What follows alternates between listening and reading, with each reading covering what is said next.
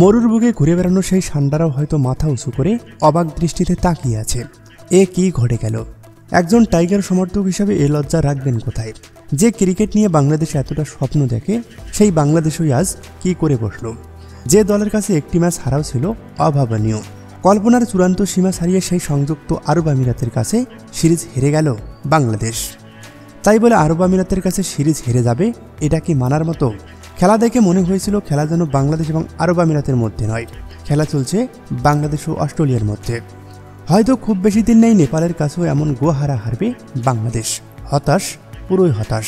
বুধবার টস হেরে ব্যাটিং করতে নেমে আরব আমিরাতের বোলিং তোপে পড়ে বাংলাদেশ, যা রীতিমতো ঘাম ঝরিয়েছে টাইগারদের।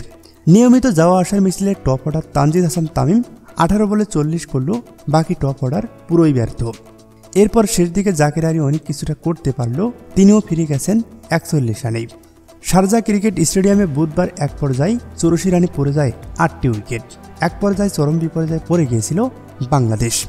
এরপর শেষ 2 উইকেটের রেকর্ড জুটিতে ঘুরে দাঁড়িয়েছিল। 162 রান তুলতে সক্ষম হয়েছে বাংলাদেশ, কিন্তু সেই রান নিয়ে লড়াই করতেও পারেননি লিটন কুমার দাসের দল। পেশাদার ও নিয়ন্ত্রিত রান তারায় আমিরাত জিতে নেয় 5 বল হাতে রেখেই। এই লজ্জার হারে একটা কথা বলতে ইচ্ছা হয়, কাদের পিছনে এত টাকা ব্যয় করে দেশের ক্রিকেট? নতুন করে নাকি উন্নতি হবে?